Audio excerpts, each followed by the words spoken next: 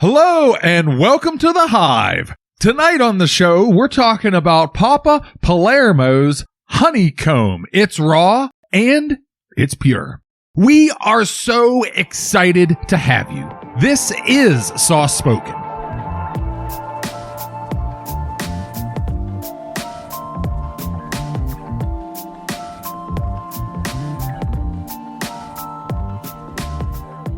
And we're back. We are Sauce Spoken, with a podcast detailing your favorite sauces, dips, and condiments. My name's Adam, and I'll be your host. And I'm joined here this week by my co-host, Tori. Ring-a-ding-ding! It's us again. We're at the front door. Please let us in. We are so excited to be reviewing a sauce again here with you. And my name is Tori.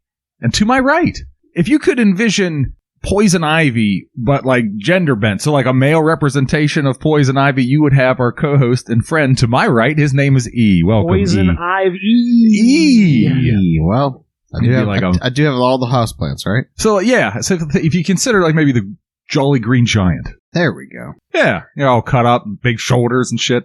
I like to think I do. Dreams. Shredded. Hold on one Shredded. No. Yeah, I don't think I'm Now not it's time to shredded. catch up with the house. Okay. Time to catch up. Although I did wear a muscle shirt to the first physical therapy session because I knew that he's going to walk my shoulder, and I had no intention of taking off and flashing that beer gut all around the office. So I just wore a nice muscle shirt so that way the shoulder was visible and easy access. Hey, cute nurse. You like what you see? There were some very cute nurses. You don't? What? I have nothing to... I have no follow-up then. Yeah, they definitely did not like what they were seeing. I got a lot In terms of your shoulder. And no, I think Like it was in bone terms structure. of my everything. In terms of your everything. That was... You mean like... What do you mean in terms of your everything? I think everything is pretty inclusive. Yeah, pretty inclusive. Well, like, what did they do, though? Well, we all had to wear masks, so, it's like... I realized it afterwards. I was thinking about it, like, the one nurse, like, came over while I was having the whole, like, massage therapy, stimulator there, like, pulsing on my shoulder and an ice unit? pack. Yeah, TENS unit. I think is what it's called. Love it. And I, like, smiled at her, but it doesn't matter because we all have masks on. So smiling did nothing. Instead, just some person in a, I don't know about Star that. Wars mask looking at the Smiling eyes. Smiling eyes. You can I tell. tried. Yeah. You can tell if someone's smiling, even with a mask on, to some extent. These eyes Pretty sure her eyes were cringing back at me. are smiling. Wow, Tori's singing that. It's usually me that sings on the show. Yeah. Interesting. Well, what else went on interesting with your week, Eric? We're also recording very farther-ish in advance than we usually do. We are. So we have that new laser that I was talking about at my job, maybe. Laser. Yeah. But Class 3. Oh, it's a class 9. It's a big boy. Does it make a sound like the Death Star? I haven't seen it fire up yet. So It's strapped they're to the still, head of a shark. Still installing it, but we're supposed to be starting training tomorrow, and I'm supposed to have programs for it, and I still have not yet to figure out how to get the damn program written. Wow. Can you run Doom on it? You are procrastinating something? Run Doom on it? Yeah. Eric doesn't know what Doom is. Yeah, the DOS game. That's going far enough back when I actually know video games. Yeah. So No, probably not. I don't know. It has I think it has Windows. Supposed to have Windows 7 or Windows 10 Well, it obviously running in the background. So Yeah, then it obviously could play. could play a more modern one. You can't play Doom unless you make a DOS box so that we can You can run emulators on that shit. They can Right. You'd have to make an emulator Doom run for on it. anything. Right. You just have to. that's Hack. stealing, though. You could run a virtual machine. It's very, very, very achievable. I did it to my own one upstairs. I did it A to my boss. own one. I had a DOS box emulator running up there and had like 100 DOS games on it, and I was quite enjoying it. Oregon trailing it up. I never Dig got into Oregon Trail. My No. sister liked that jam. What about Dig Dug? Were you a Dig Dug man? I never even heard Dig Dug until Stranger Things. What? You ever play Chips Challenge? Yes, Chips Challenge a lot. Yeah, that was one of my dad's faves. Oh, you like that one too? That is a good one. I like Jetpack a lot. I don't know what Jetpack is. Lunar Lander? That sounds familiar. I don't think so. No. Some of those old games had different names though too. Like they would just port them to like a different like arcade system and change the name a little bit. So Right. it's hard to say. Maybe talking about some of the same things. But what about you, Tori? Anything interesting going on with your week? Couple days shy of a week, but that is a-okay. Had a really good time with you guys on Friday, and I'm still talking about that sandwich I got. Oh, yeah. It was so good. Of course. Wait, it was all deconstructed, wasn't it? No, it was the legendary Brunschwager sandwich. I thought they put all your things you wanted on top of it in baggies or on the side. I wasn't paying attention, obviously. No, man. I mean, well, the onions were in a bag, but onions can be a little offensive, I suppose, so I'm not gonna take any points away because they bagged up my onions. I think that's totally reasonable. Bagged up the pickles too, which I thought was an interesting choice. Yeah. Those pickles were gone by the end of the night. They were slammed good. on. Yeah, they were good. I put some on my sandwich. That was a little added bonus. I was happy with I got 3 soft pretzels, and I left one of them, most of one of them here for Eric, but it came with a side of nacho cheese and a side of mustard. I enjoyed that one that you left behind. It was very good. Yeah, that was good. It was tasty. Honestly, I really like soft pretzels. I should have just gotten soft pretzels. Yeah. I had a little soft-spoken rewind. Soft-spoken rewind. Let it rip. I actually have a soft-spoken rewind, too, so neat. This will figure in well. Soft-spoken.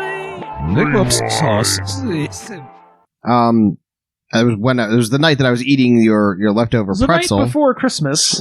Went all through the house. And the rest of my dinner Eric's stomach was stirring. chip chop ham Because he had eaten the mouse. with Isley's, and I made my own hot version.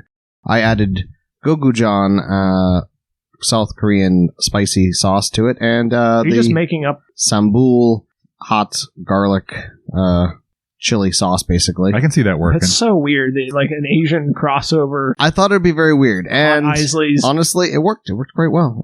Serve it at Shen Yun coming up in Pittsburgh. It was They like, advertised the bullshit out of that. I didn't realize oh, that's that's like right. That's right. The big play. Yeah. I didn't realize that's like Chinese propaganda. Did you guys know that? I had no clue. I know they advertised the living hell out Yeah, of it. apparently that's like a Chinese propaganda play thing. Oh. Yeah, that's like a CCP sponsored thing. I didn't know that Dude, shit. we just got shut down in Red China. They just Right. cut our feed now that you called out the communists. Yeah, they're massive listeners of ours already. So Dude, they're infiltrating. I actually don't know that we've ever had a listener in China. Probably we are censored over there, to be honest. Wow. Have to. I mean, Have to have one? I would have to think we are. Maybe we have one in the independent nation state of Taiwan. Whoa! Beware! Your credit score just took a dive. See you later.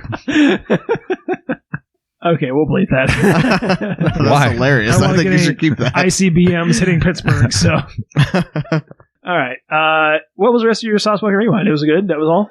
Yeah, it was good. It was still sweet and tangy as a barbecue sauce, but then it had a little bit of spice initially, and then after I got done eating 2 sandwiches, I Shit your had to brains go brush my teeth because it was just so damn spicy. It kept burning my mouth. out. Your go-to when something is spicy is brushing your teeth? I would think that if you had something harsh like that, that would be scrubbing the enamel right off if it softened it up. I rinsed a lot, and then I brushed my teeth. Just yeah. I mean, I was drinking lots of water, trying to get the the burn to stop. They say, obviously everyone knows milk is the key thing, but honestly, the other thing you can do, I know you're not a milkman. Right, I'm not a milkman. Butter also works very well, from what I've been told. Oh, You can all right. spit it out, too. Just a warm mouthful of butter, and Ooh.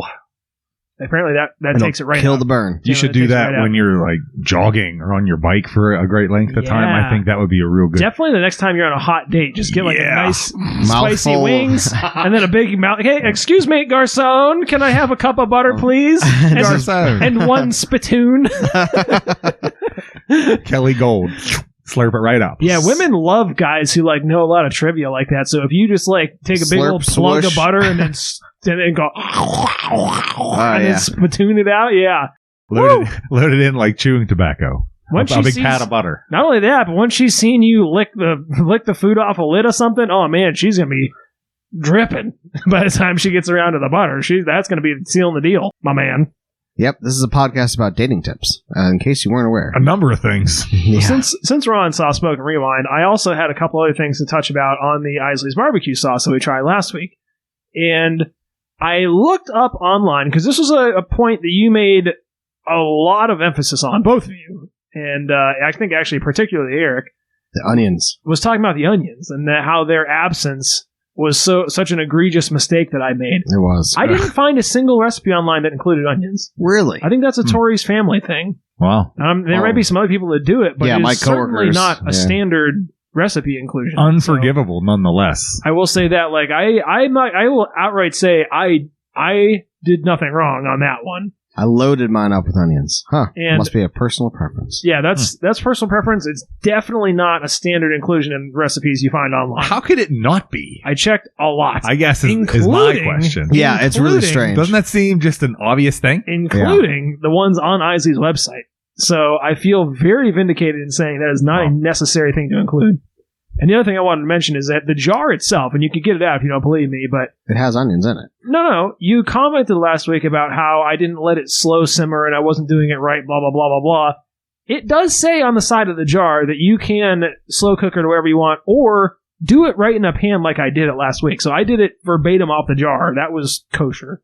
Now, I'm not saying it's the same. I think it's the same. I thought it was good enough, actually. That's exactly how I prepared it when I recooked, I cooked up the last layer ham. And how much time do you got? I think is the question. Yeah, right. And like I said, to me personally, I don't know that I'd never noticed it makes any difference, but I did want to say that at least that part was correct. Because I know, Eric, we love to wait until I start the show, and then you start going off on this whole tangent about how I cooked it wrong, and you really love to just wait till we're on the air to do that so you can bushwhack me with it. Makes for good content. It sure did. But I will come back and defend myself later because I did verify that.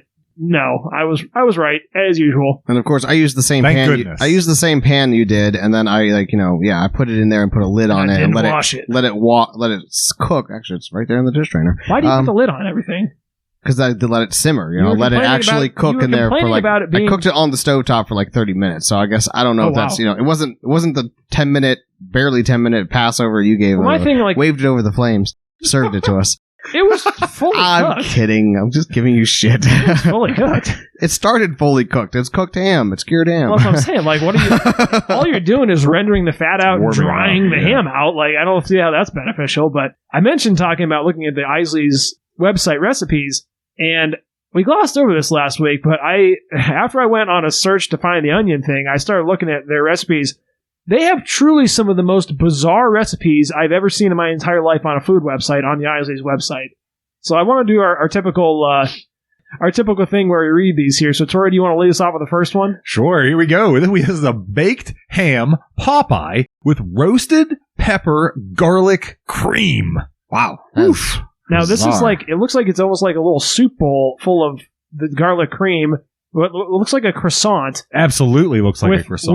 With the ham mixture on the inside. A ham Popeye. And then, Eric, hit us with the second one. We have Caribbean sweet potato pancakes with pineapple mango salsa. Which sounds delicious. What the fuck? I don't know what that picture is about. Is that? Yeah. And then, now this one I actually thought this one sounded very fascinating. Tori, why don't you hit us with this? Sure. This is the chip chop ham nacho roll. Now, this almost looks like, I believe it's probably a tortilla. No, it's those lasagna noodles. Oh my goodness gracious. You're right. That makes it even fucking weirder. Right. Yeah, it's weirder. It's weird. The cheese isn't even melted? Yeah, it's an individual lasagna noodle folded over on itself in a pile, so it's like a square. Yeah, twice or three times maybe. Loaded with chip chop ham, and then topped with what looks like salsa, unmelted cheese, and pickled jalapenos. Ooh. That looks terrible. That is fucking insane. Give it a click, my bro. See if we're missing anything. This is so much even farther insane once I realize it's lasagna noodles.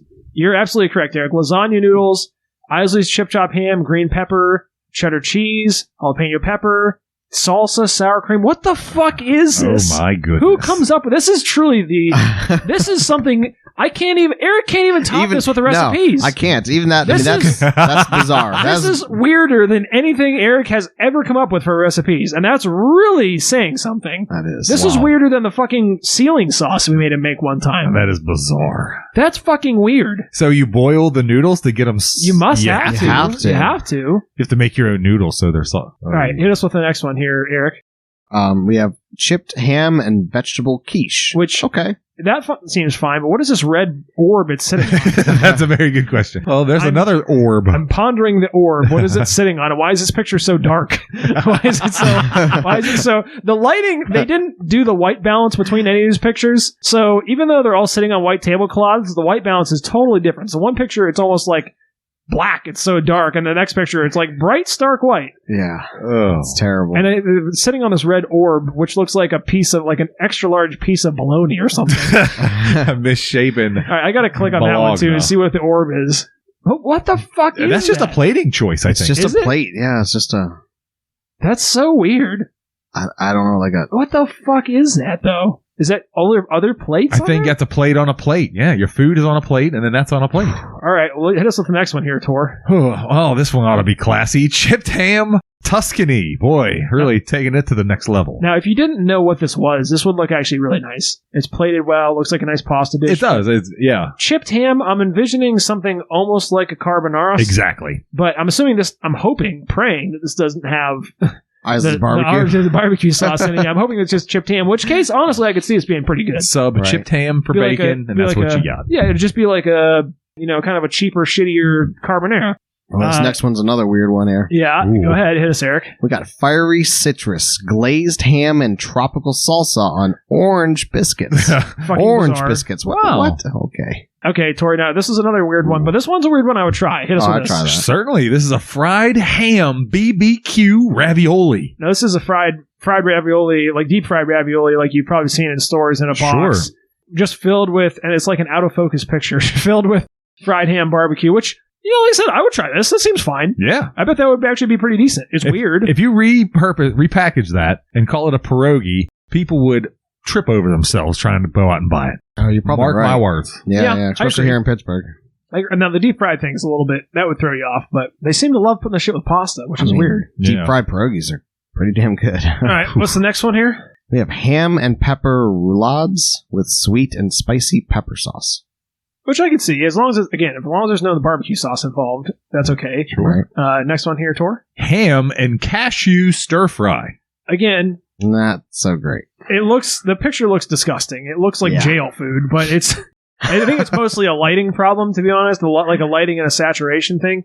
And that's what I understand is that some of these pictures look pretty good, like the Tuscany or this roulade one. The fried ham barbecue is way out of focus. This ham and cashew one looks like something off a cheap Chinese menu, that's like $3.99. Right. Now, here's one that's truly insane. Hit us with this one. Whoa. Ham lawn with cool melon sauce. Yeah, I don't know if Hamalon? Hamalon, I think is how it's supposed to be said, but it's... What the fuck is this? Yeah, what is that? What in the Christ fuck is this? It looks like a skewer with fucking melon balls draped with fucking loose meat on it. What the fuck is this? That is definitely chipped ham. And what in the goddamn fuck is this brown sauce under? Is that the melon sauce? It's interwoven. It's interwoven between Why is it these brown? melon balls. Why is it brown? What the fuck is going on? And whose mind? Look, that's terrifying. I don't even know what to say about this shit. All right, now we're back to a somewhat normal one. Yeah, this one's much more normal. A Hawaiian gyro. Which I think is basically just a gyro with ham barbecue in it, which is a Hawaiian thing. Ham, barbecue. Yep. I'll give him a pass on that one. Fair enough. Tori? Rolls from heaven. Heaven's rolls. Which I don't know what the fuck that... We got to find out what this shit is. Yeah, it's pretty vague. Because pepperoni... So it looks like some kind of a pizza roll. It's a biscuit pizza roll. It's like a biscuit pizza roll with ham and... I don't know. I would probably try that. Ham pepperoni. It seems like it's okay. Definitely not one of the weirdest ones. No.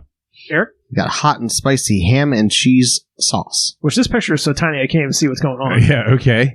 Doesn't look like a sauce, that's for sure. It looks more like a plated dish. Here's another one, Tori. Hit us with this. Isley's appetizer platter. Which does not describe the bizarreness going on here. It looks like there's some kind of half of a green, like, egg roll. Like an obelisk. Yeah, like a monolith, sticking out of the ground. And then a cheesecake made with ham on top. And then, I don't know, some sort of pastry with soy sauce drizzled on it. We've gone so far into left field. Now, here's another truly a nightmare one.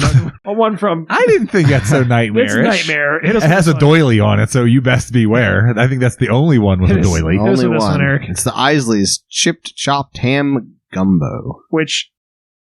It looks like mashed brains. I'm just going to say that in the bowl. Truly, this is a garnish. Of all the websites we've ever done, listeners, this is one that you truly should spend the time to check out. This is bizarrest. Tori?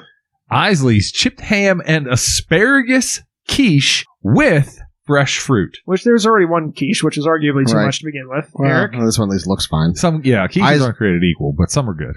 Isley's chipped chopped ham jambalaya, which is exactly as bizarre as a gumbo. I don't like Cajun food with chipped ham. Weird, but Tori? Well, now we have the Mexican flair.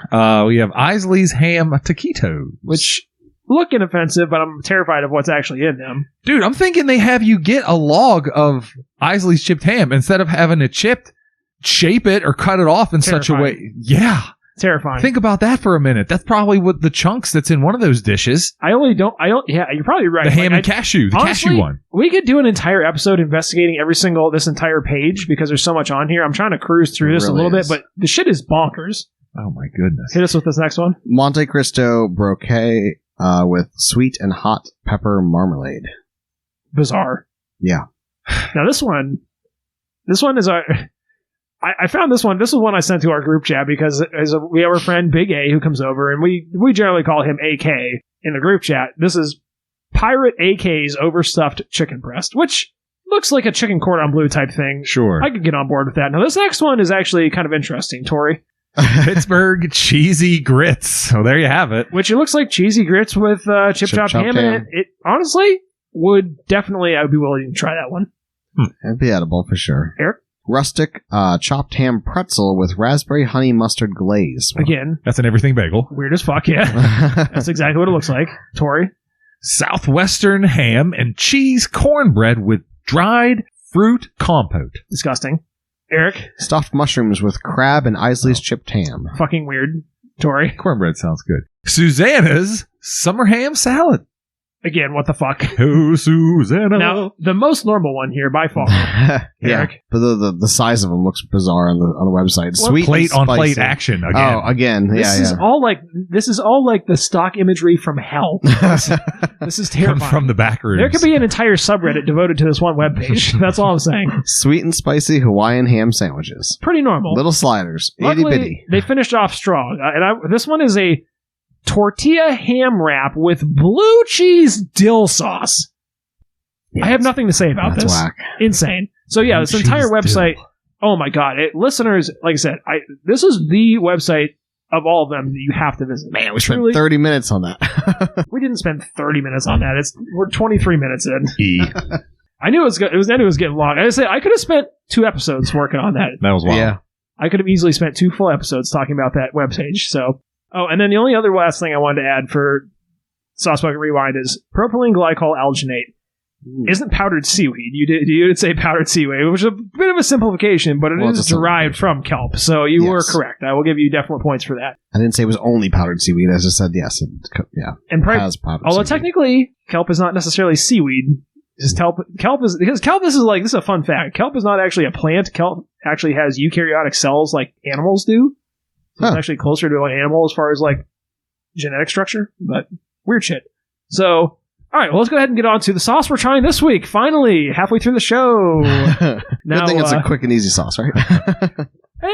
It's not a kelp sauce, thank goodness. I have a lot of trivia. Goodness, I have a lot of trivia about this sauce too, so I'll try to keep it to myself as much as possible. But Tori, you brought this for us this week, so do you want to lead us off with what we're trying? Sure, I can't remember. Can someone be so kind and sacrifice their unsticky hands and hand it over? Thank you, E. I know you would be the only volunteer. No, for sure. Also, he's the only one that can reach you, so.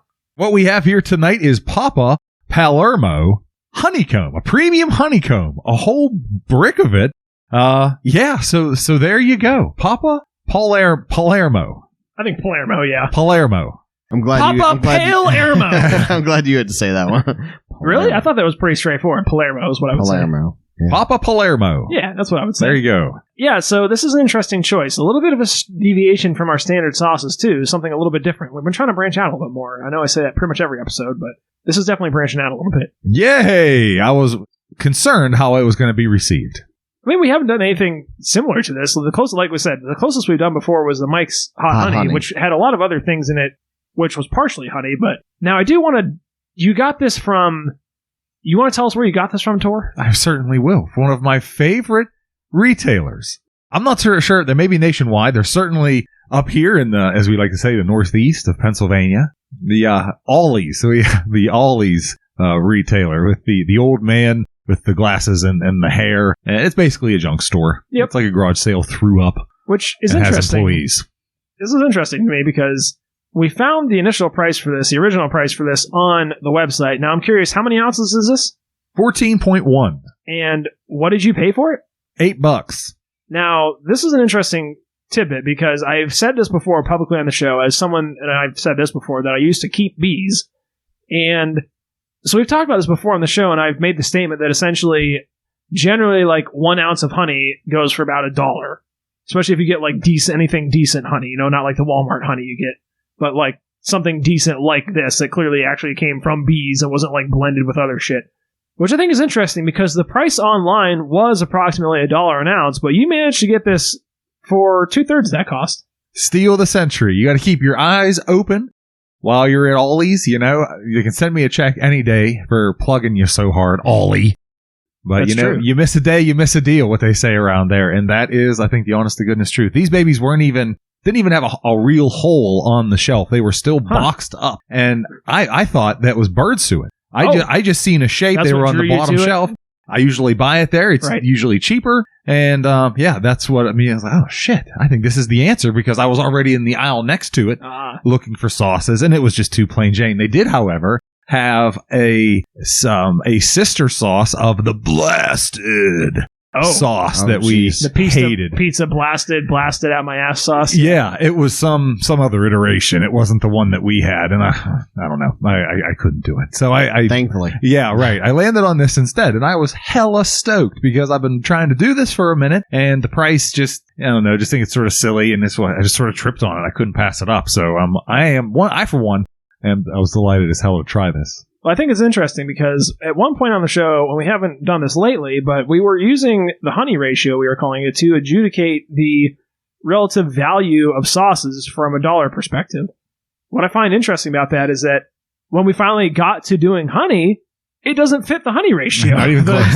Yeah, it's actually coming in already at a value, at a known value, because it's, like I said, 2/3 of the honey ratio. So. Interestingly enough, my dude, it says their price. All these tags always do that. They want to convince you that you're getting the bargain. Oh, right. Of course. Their price, $14. Our price, $8. No, I think the actual price, like I said, should be about $1 an ounce, which that makes sense. So yeah. that is fair. But that's what I think is so interesting because to me, why are you discounting it? Like, again, we've talked about this before on the show too. Honey is arguably the only food that never goes bad. They found honey in the pyramids and they dug it out and it was still perfectly edible. Bang. Well, that's because retail space is limited, and if something's on the shelf and not moving, that's costing them dollars in other ways. Yeah, no, I agree, but I just think it's kind of a funny dynamic that they have this here and they're getting rid of it because, like you said, it's not selling. It's like you can keep it there indefinitely, but no, you're right. It's probably the novelty of having it still in the comb, which is something that we'll get into shortly here in our visual description. But like I said, I have a lot of tidbits to add on to this as someone who used to keep bees and unfortunately lost them to colony collapse disorder. But I do know a fair amount about this, so this ought to be kind of interesting, and maybe I can provide some additional perspective on the tasting notes. But with all that being said, Eric, do you want to go ahead and lead us off with the visual description of the outside of the container that we're looking at here tonight? It's a wonderful sticky box. Yeah, I'd be happy to. So, it's sticky. We have ourselves a pretty neat presentation, actually. This is let's say it's like a 6 by 4.5 rectangular box that's about 1 1/4 to 1.5 inches tall. It has a white base to it that comes up maybe 3/8 of an inch, and then the rest of it is all translucent, clear construction. So it's pretty cool because you can see right into the product that they're trying to sell you. And then there is a sticker on the very lid. The very lid. That looks like it may have wrapped around it, actually, and someone cut it off. So there was a sticker that wrapped from the base all the way to the other side. I didn't get a look at it before it was opened up, which actually I think would look even better than being just on the top, very top. I like it wrapping around from end to end. That top is the lid, by the way. Oh, I know. Okay.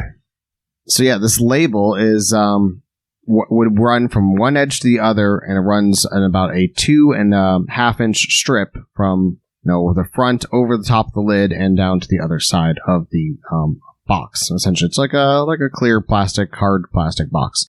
And on that label, it's black and like a cream color. It says the Papa Palermo. Sound it out. Everyone's effing this up. Palermo. Look at Palermo. the words. What do the letters say? Pal. He's your pal. What do the letters Papa say? Pal. Raw, artisan, and pure. Is it hard? Is it that hard to say? To me, I thought this was an extremely easy word to say. Palermo? Yeah. it's a little weird. People also struggle with chipotle, so I don't Right. know. Maybe that's, I don't know. Maybe people just aren't good at sounding words out. I know I'm not. That's for sure. So you got yourself a little bee on a hexagon. It looks like the bee's also in that cream color. And then below that, it says Honeycomb Premium, all in a gold text. And then it goes back to the cream text, and it says natural comb is 100% edible. Net weight, which we already touched on, 14.1 ounces. You have the Best By date stamped right onto the lid, which I think is a little bit weird, a little bit distracting from the rest of the presentation. What is the Best By date? It is Best By November 1st of 2023, so we got a ways. Nice. Which I still think is hysterical because, again, it never really expires. Especially, and I'm going to spoil alert again, but especially honey in the comb that's still sealed with wax on both sides, like pyramids. Yet again, pyramids, go back 5,000 years, no problem. Yeah, it's fundamentally, impermeable, so. The bottom of the container is pretty nice. It has like a recessed bottom to it, so it has that nice, like, sharp edge that it can hold onto the table surface very well, which is a nice design. And then the top of the actual lid itself has these very nice rounded corners. Looks like someone took like a router bit, and just routed them off, with a nice like 1/4 inch round. So yeah, it's a really sharp, actually looking little box. I think it looks cool. So neat. Tori, do you want to go ahead and do the visual description of the inside of the container we're looking at? Heck I'm about to try to hand that over to you, Adam. I don't want to touch it because it's sticky on my fingies. Oh yeah, it is sticky as heck. But okay. So buzz, my man. This is a beehive. If I've ever seen one, I haven't gotten as close and personal as Adam has. But boy, I know a honeycomb when I see one, and I'm pretty certain you do too. And so put it in your mind's eye, a honeycomb. That's what we have. I'd say a nice brick of it. It's a nice size. It's a nice size brick. It's golden, of course. It's say like hexagons. It's got layers of wax on it. You want to give them some description on that? Yeah. Describe that top wax. Let me pop this open because I'm not afraid of getting sticky. Oh, you're gonna get sticky. Yeah, get it all. I can assist without looking at it because I'm already pretty familiar, but pretty well versed on how bees operate and how they make their homes. So yeah, we have a honeycomb here in front of us. There's about 1/3 of it missing. If it were up to me, this entire thing would be missing because it does bear mentioning you got this out and you got a knife out and you started to cut it a little bit too generously, I thought. Yeah, I was going to cut it in thirds. I was just going to cut it in, nice, thicker than like a French toast stick, maybe like a French toast stick in 1/2 thickness. If you can envision such a thing. 14 ounces of honey into 3 pieces. Heck yeah, a lot of wax. Like almost 5 ounces, almost like a cup of honeycomb. Like, here's a cup of sugar, eat up. It's full of it's good for you. Imagine eating just a cup of molasses. That was essentially what you were gearing us up for. Dude, it's good for you. So okay. As we look at the comb here, this looks to have a bit of a film on it, a light film, which I would imagine is the cap that these bees use to cap off their honey. Correct. Layer of wax. Once it is full. Yeah, so that's pretty much across the whole thing, except on the very edge, that edge being the edge that I cut it. And every other honey hole, I guess. Be careful out there. So every other one seems to be missing that shield, as it were, that wax shield. So as we look at the profile, again, because I gave it a little slice earlier, you see the cells, every single one of them. Man, them bees, they are good. Identical. Everyone's like exactly the same. Exact same hole, exact same length and shape. Boy, they little engineers. They are really something. So yeah, there you have it. And of course, in the container itself is the reservoir, like he mentioned, that recessed bottom. It seems to collect the wayward honey that has escaped from its wax home. And I think, most people are probably familiar with the hexagon, and when they make every little cell, they essentially start off with like a hexagon shape because it's a very efficient shape, but it ends up actually being kind of more rounded by the time they're done with it, especially if they use it to lay their eggs in, which they don't for the honey cells. But this is essentially a layered product here, and this is how you can tell that this was all basically exactly as the bees made it when they cut it out of the honey super is what they call it. And so that top layer that you're seeing there, that's where they cap the cells, and they cap all the cells one at a time. That's why it has kind of that mottled texture as opposed to being one smooth sheet. They cap them one at a time. And then it's got the individual cells underneath that. And then you'll notice there's another layer in the middle there. Yeah. And that starts a second layer of cells on the bottom. And then on the very bottom, there's another layer of that wax there on the bottom. So what that is, now when I was doing it, I used basically like a backer board for them to build on so that they would kind of start in order. And when you do that, though, you have like a plastic sheet in between, like in the middle of that, there would be like a hard plastic sheet. So you wouldn't be able to cut out a chunk of it like this. But generally speaking, what most people do, they'll take like a hot knife and cut the caps off. And then they'll spin it in a big like stainless steel turbine, which flings all the honey out of it. And then they take the emptied cells and put them right back in the hive, because that way the bees don't have to do as much work to fill them back up again. Huh. If you do it like this, you cut them out, they've got to build all new comb, which takes a lot of energy and effort. So, interesting. Yeah. But, so this is, like I said, a little bit different style than most people are used to. And, most of this, generally speaking, like I said, would either be extracted or you just take the comb and just squash it to get the honey out and then strain it to get the wax out. Huh. A little bit different format than most people are used to. But, with all that being said, let's move on to our initial tasting notes. And wait a second. Can we have Professor Adams at the table, at the podium? Can I ask you one question? What's up? Is there any other kind of like benefit or nutrients that you get out of this versus regular strained honey? Like, is any of this like, is anything good extra here? No. No. I mean, not really. That's the only downside of this, and this is what I mentioned to you guys earlier, that if you get it out of a comb like this, it's 100% honey that came from actual bees. Because a lot of the shit, people are like, I can buy honey for $3 for a jar at Walmart. And it's like, yes, you can, but if you look at the back, it's like honey-flavored corn syrup. It's been blended with various other hives. It's been diluted with water. It's been mixed with corn syrup, whatever, what have you. So this, at least you're getting a 100% authentic, like single malt scotch, essentially, as it were. Like you're getting one unique product. Gotcha. So I don't know, but aside as like nutrients and stuff, I don't really think you're getting anything particularly different. Okay. Bang. Cool. But anyways, do you want to move on to the tasting notes now? Yeah, now I go on to tasting notes. Sure, I'd be happy to. Or I don't even know if you asked me to do it or not, but I'm going to jump right in. You know what? I like honey a lot, and this certainly fits the bill in my mind of what honey should taste like anyways. It looks like honey. It smells like honey. You squish it out of the comb, and it creates a nice little pool for you to, scrape up. And in this case, we put it on biscuits. I think this would have been perfectly fine on our usual chicken dino nuggies. Yeah, you could have done chicken nuggets. Yeah, chicken nuggets and honey is like, that's my jam. That was my go-to when I was a kid. Huh.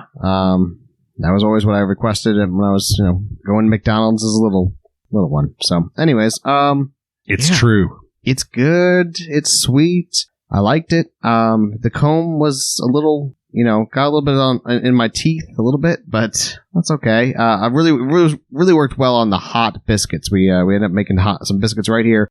They were piping hot. You just kind of took off a chunk, didn't care about the wax and everything, smeared it onto the biscuit, and ate it all together, and it worked out. So for me, at least, I think the tasting was very, very, good. But I don't know if I could.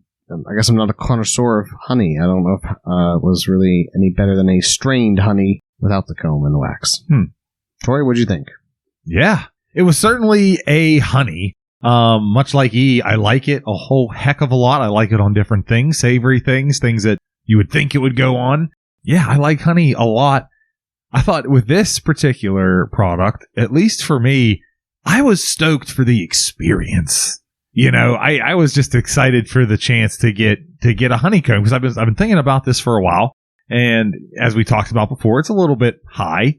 So I seen the opportunity to get it at a really good price, and I couldn't pass it up. So for me, a lot of it was about the experience. And it certainly doesn't stack up against the aforementioned Honey Bear at Walmart for $3. But yeah, I don't know honey well enough. From what I understand, darker honey is a higher quality honey. Is that true? No, not necessarily. Okay. Yeah. I think it's more where it's like what the type of flowers that, Yeah, I would actually say, I want to let you finish before I jump into my whole spiel, so. But yeah, I liked it a lot. I think for me, it was the experience. I didn't really mind the beeswax. I know you guys were spitting it out. I got to spitting it out towards the end, but I was excited just to dive right in head first. It was cool. I think honey on biscuits really works naturally, of course. I think it would have been great on the Dino Nuggets. I wasn't even thinking. But yeah, I really liked it. It was sweet. It wasn't cloying. It's good for you. It kills bacteria. So I feel good. I feel good about it. Yeah. Nice. You had asked about the lightness versus darkness of the honey, and I think a lot of people actually specifically prefer lighter honey. Oh. I don't necessarily know that it's any higher qualities. Different honeys have different properties and slightly different tastes. So don't they make a buckwheat honey and it's real dark? Yes. They make some honey that's almost black. Honey will range of colors from like nearly black to like a very dark brown to, closer like to this to almost crystal clear. Wow. And this is, I would say, a pretty light honey. I don't know if it'll tell us the ingredients, what plant or flower it was harvested from primarily, but sometimes it will, with like the artisan stuff, it'll tell you exactly what flowers they're harvested from. Oh, wow. But throughout the season, you will get different, they'll be harvesting from different flowers, especially if they have a variety to pick from, and different ones have, like I said, different tastes, they have different, not really different properties. Sometimes it can be a little bit thinner, sometimes it can be a little bit thicker. But like I said, it's all just different flavor. It's the same thing with beer. Some people like lighter colored beer, some people like IPAs, some people like Guinness, some people like real bitter stouts, and it's all just personal preference. Like one's not inherently better than any of the other, and I think honey is exactly the same. Okay. Have you ever been to one of those farms that have the like honey sticks, all the flavored honeys and like I've seen those honey sticks, yeah. Yeah. You like them? Sure, I like them. Yeah, absolutely. I mean, but you can get like your classic by flower by season. Oh wow! But then they also have like ones that are flavored with fruits and shit like that. Yeah, like, that are really get funky in color. I mean, you can buy blue honey. That's been heavily mixed with it's not natural occurring. Not a natural thing. Yeah, not blue bees out there doing their thing. Yeah, that would be a problem. Yeah, that'd be weird.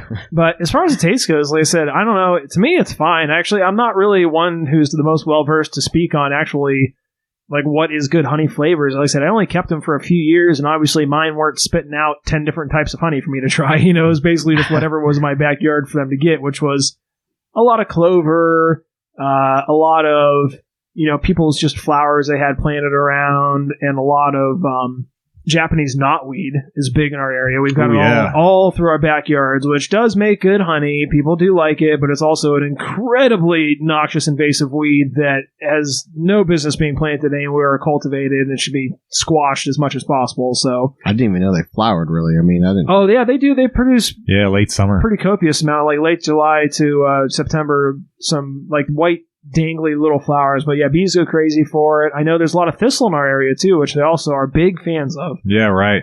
So hard to say where my honey came from, and it was a mishmash. It was a blend of all different stuff. A lot of the beekeepers will try to keep them in one field of one type of flower, so that you do get like kind of a very homogeneous honey, which this probably was.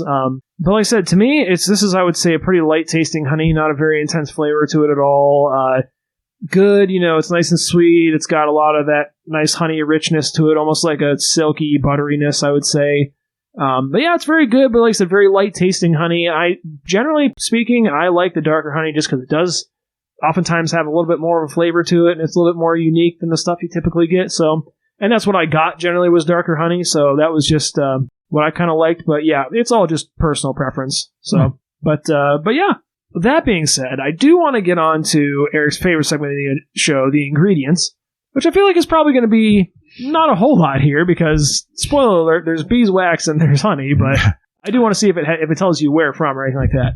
Unfortunately, unless it was on part of the packaging that was ripped off. You know what it may have been. There is no information for me to go off of on this particular package here. That's okay. Like I said, I don't particularly feel like it's something we need to dwell on because I don't know, it's just not that it's not that important. I can pull up a thing here momentarily with the different flowers and what type of honey they result in, and we can take a quick gander at that. But just looking at the Papa Palermo's website, which is actually, what is that, CBG? I can't read it from here. It's CFGOIL.com. Okay, and that's the parent company that apparently owns Palermo. And they have honey in a variety of different things. They've got jars, they've got bottles, and they've got this honeycomb in 2 different sizes. They don't really have a whole lot else going on. You can't even click on the honey links to get more information. It's basically just like, hey, here's what it is. Was there a way to buy directly through their website there, it looked like, or no? I didn't see like a way to easily add it to your card or anything like that. So, yeah, I don't know. I actually had a relatively hard time trying to find that. So I know, Tori, you were saying how this was kind of like the experience for you. Yeah. And I'd kind of forgotten until now, basically. But I have had honey in natural, like raw, and like this in the comb. I'm pretty sure it was in Cape Cod, Massachusetts. And they have a, like, out there, like, near Plymouth Rock kind of thing, like a reenactment sort of plantation of sorts. So you can walk in there and everyone's playing their part of how early settlers would live. And that's where I had honey in the comb, and they're like, yeah, just chew on it and spit out the wax afterwards. And they give you a pretty sizable chunk. So don't feel bad about your initial. I remember chewing and eventually spitting out this big glob. It was like, yeah, the size of like one of those large bubblegum balls. And I remember thinking it was pretty gross, but even as a kid. Yeah, and that's one thing I think it bears mentioning on the tasting notes is that, like, what extra experience is the comb adding? And I really think it's mainly a novelty. Like, you know, like you're saying, it is technically edible.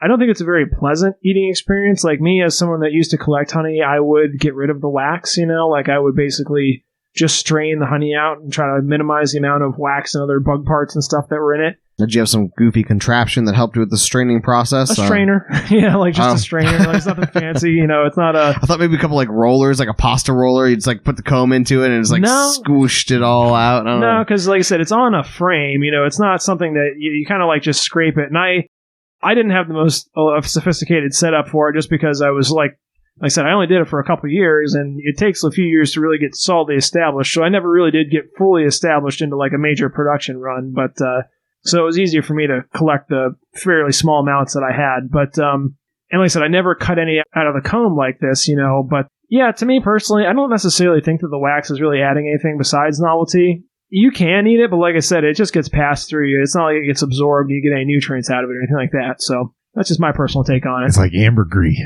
Sure, yeah. We'll bring that up again. Sure.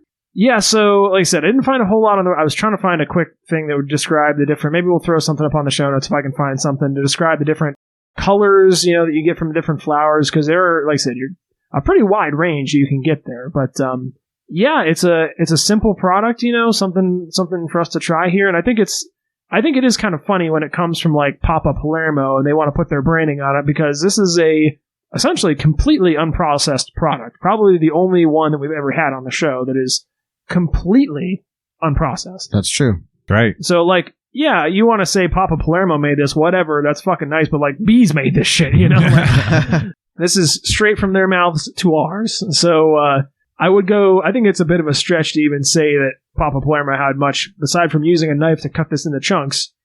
You know, this is the bees' credit for this, so interesting.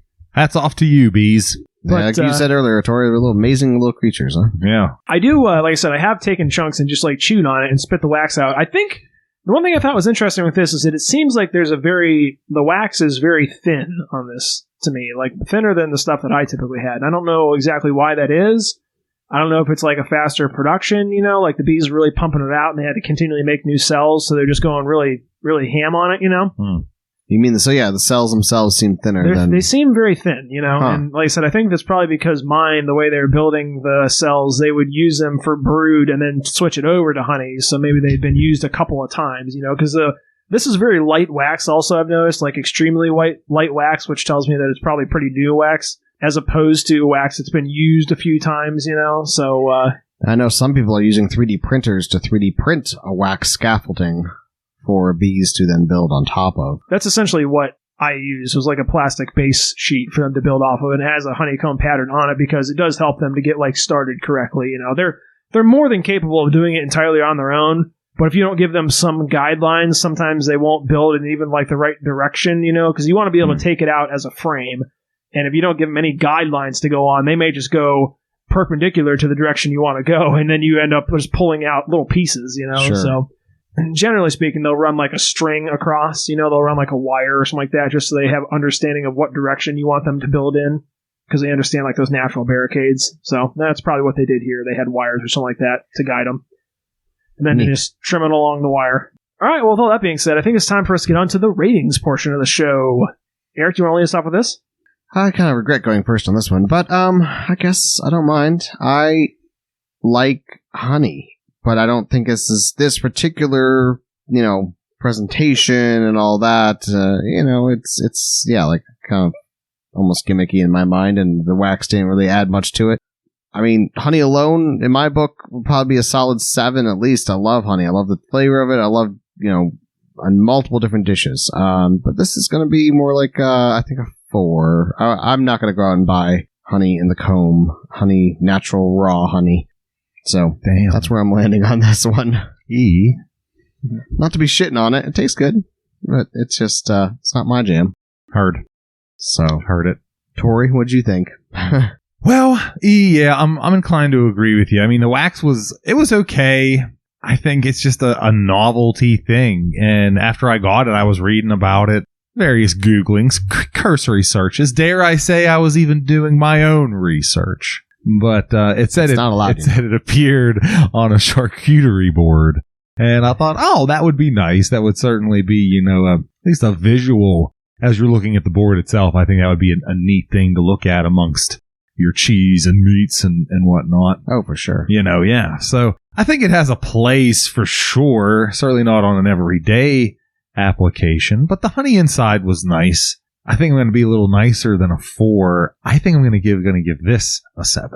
Nice. Your otherwise honey rating. Regular honey rating. And I was really stoked to do this.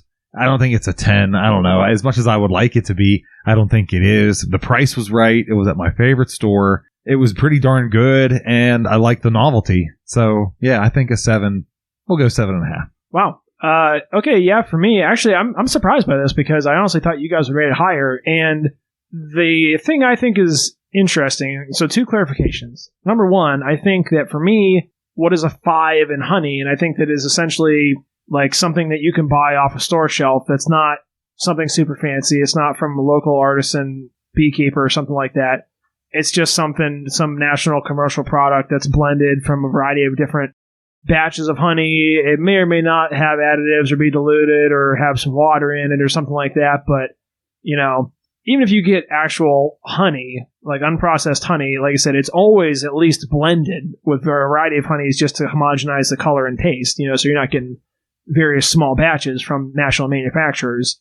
Yeah, I think that something like that would be like a 5 to me. That would be like your normal product. So, and I think that like the honey bears from Walmart that do have the corn syrup and the water and whatever else, and it's just a lower quality product to begin with, I think that's going to be like, I don't know, maybe a 2 or something like that. So to me, to get something that is like, clearly single source honey in a hive, it's kind of like I said before, what is a 10?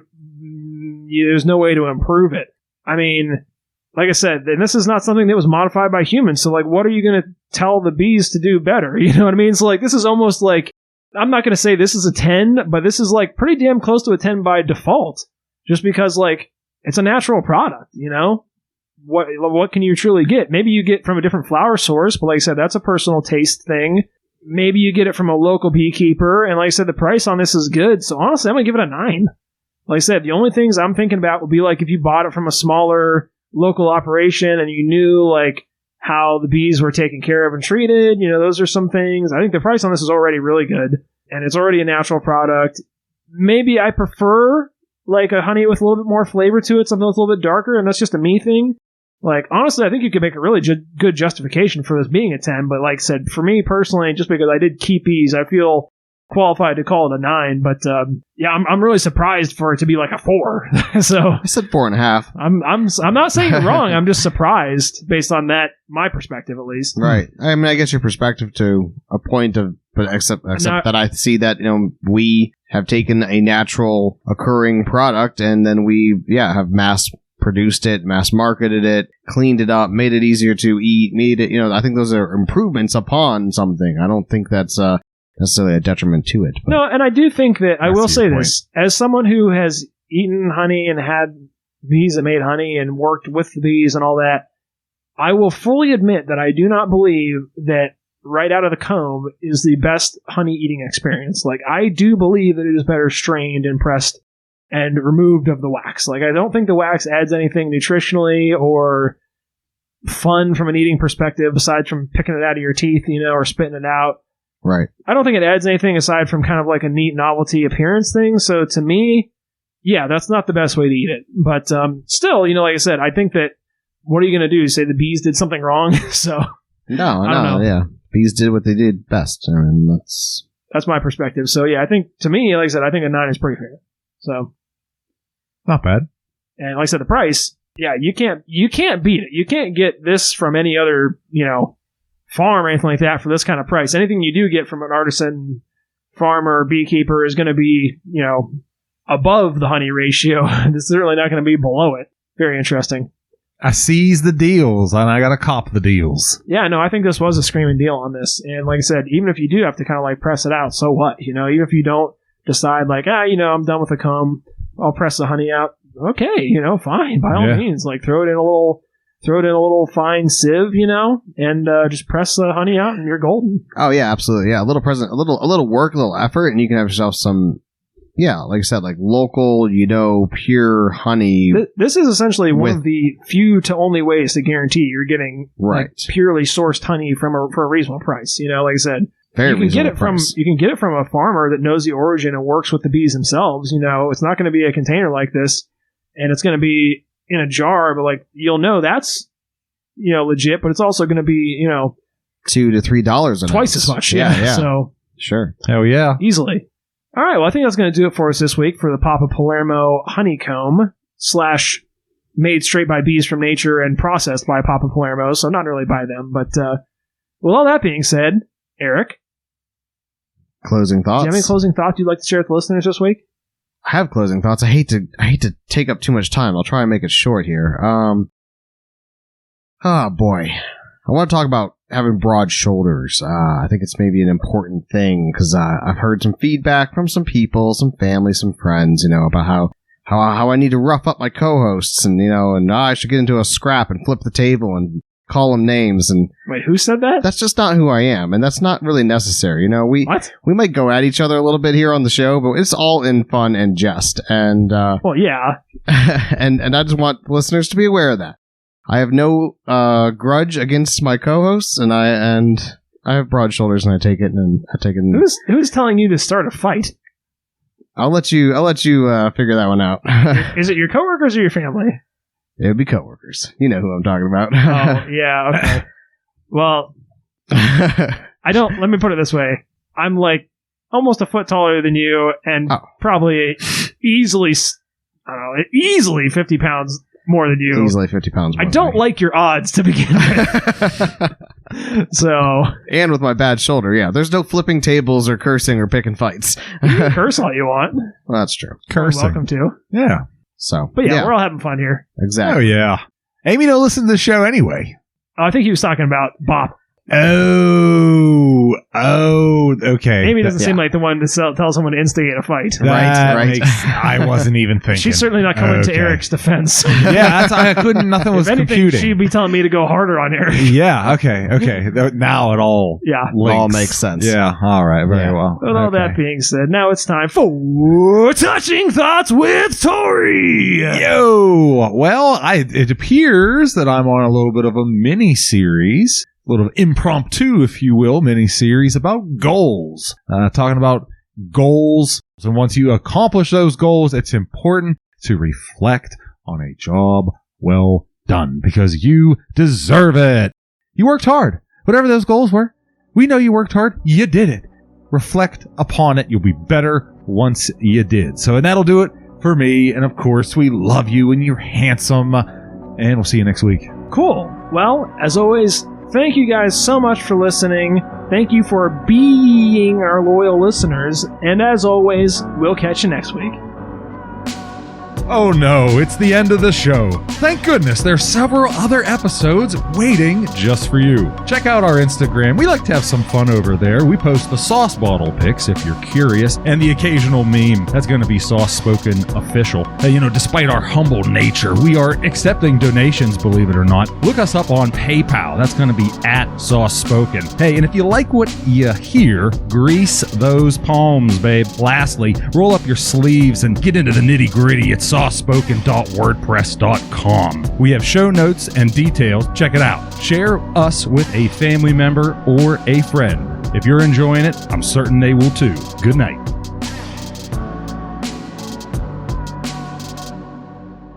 Can you do another intro for me? It's time for Touching Thoughts with Tori. Oh, thank you. Wow. Okay, very good. Oh boy, I'm just going to cut the former one in. Sure. It left me a little underwhelmed, but that's okay. That's what we're good at around here. This is Sauce Spoken. Touching Thoughts with Tori. Yeah, I want the fanfare and the ticker tape and everything else. But anyway,